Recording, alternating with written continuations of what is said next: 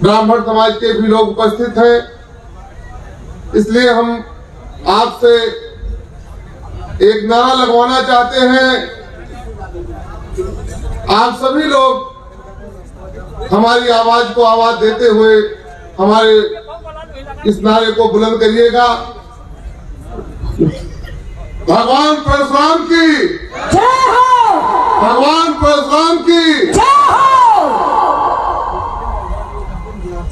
सामने उमड़ा हुआ जनसैलाब, मंच पर बैठे हुए हमारे सम्मानित नेतागण और हम लोग इंतजार कर रहे हमारे समाज के उस महामानव का जिन्होंने बहुजन समाज पार्टी के कारवां को, बहन जी के विचारों को लेकर के आज 6 महीने से पूरे प्रदेश के जिले जिले विधानसभा जाकर के आपके साथ हुए एक एक जुल्म और एक एक अत्याचार, एक एक अन्याय की आवाज को बुलंद कर रहे हैं। जहां उत्तर प्रदेश में हर राजनीतिक दल समीकरण के आधार पर चुनाव जीतना चाहते हैं, हमारे रिजेक्टेड, हमारे पार्टी से निकाले गए नेताओं को शामिल करके मीडिया के माध्यम से चुनाव जीतना चाहते हैं, वहीं बहुजन समाज पार्टी समाज के हर वर्ग को लेकर के, चाहे अगड़ा हो, चाहे पछड़ा हो, चाहे दबा हो, चाहे कुचला हो,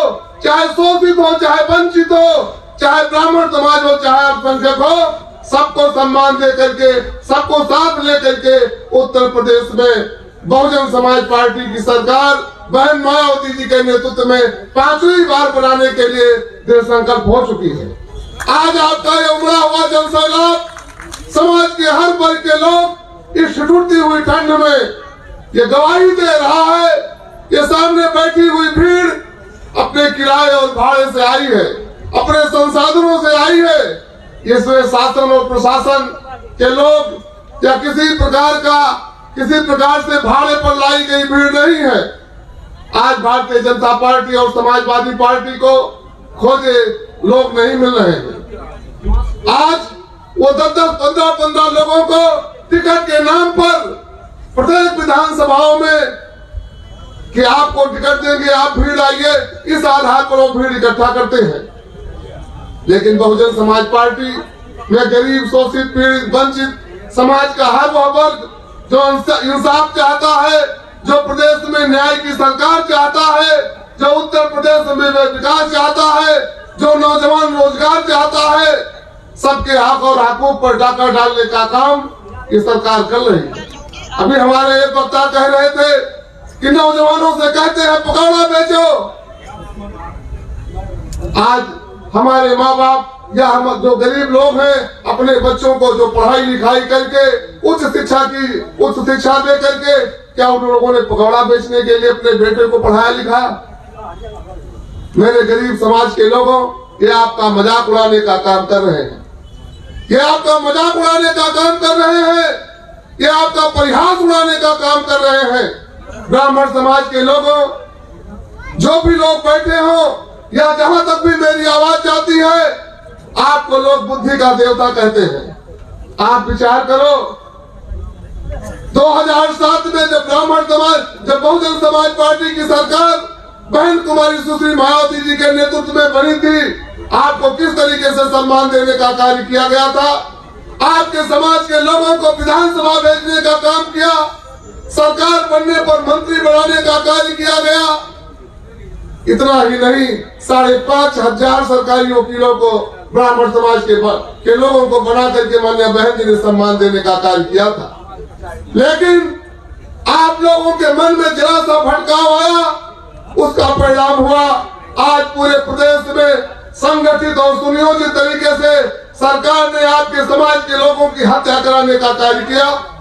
गुंडा बदमाशों से जो लोग बच गए, उनको सरकारी पुलिस के लोगों से मरवाने का काम किया।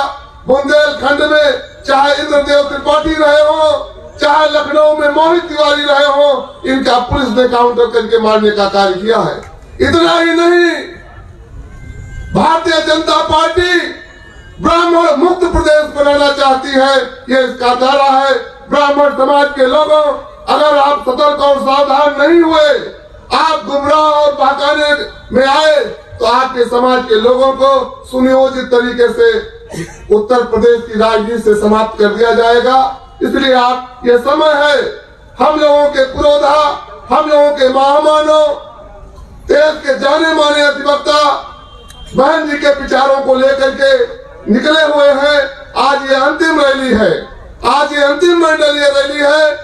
इस रैली के संबोधन करने के बाद ये जो चरण चल रहा है समाप्त हो जाएगा। इसलिए आप लोगों को उनके विचारों को सुनना है, सुनना ही नहीं बल्कि उसको बुनना है और यहाँ से ले जाकर के गांव-गांव, चट्टी चौराहे पर एक एक विचारों को रखना। आप सभी लोग समझदार हो, सोशल मीडिया देखते हो, अखबारों को देखते हो, टीवी को देखते हो और प्रदेश में किस प्रकार की घटना चल रही है इसको भी आप लोग देख रहे हो। आपको बहकाए में नहीं आना है, आपको गुमराह भी नहीं होना है। आने वाले समय में हाथी के सामने बटन दबा करके हमारे जो भी कैंडिडेट हैं, यहाँ से लक्ष्मी चंद खरवार जी हैं और जो भी लोग हैं, हमें बहन जी का चेहरा देखना है, हाथी निशान देखना है, इसके अलावा कुछ भी नहीं देखना है। बहन जी जब आ जाएंगी तो आप लोगों के विकास के लिए, आप लोगों के न्याय के लिए, आप लोगों के इंसाफ के लिए वो खुद तत्पर रहती हैं, क्योंकि कानून के हिसाब से कानून का राज चलता है। वो न्याय और इंसाफ की देवी है। जय भीम, जय भारत, जय ब्राह्मण समाज, जय प्रसाद। बहुत बहुत धन्यवाद। परम आदरणीय श्री करुणाकर पांडे जी अभी अपनी बात रख रहे थे। अगली कड़ी में हम चाहेंगे स्वागतगढ़ से परम आदरणीय श्री राधारमण त्रिपाठी जी जो बहुजन समाज पार्टी के उम्मीदवार हैं, हम उनसे निवेदन करेंगे कि आप आए और 2 मिनट में अपनी बात रखें। क्योंकि वक्ताओं की लंबी लिस्ट है, आपसे निवेदन है कि 2 मिनट में केवल अपनी बात रखें। परम आदरणीय श्री राधारमण त्रिपाठी जी।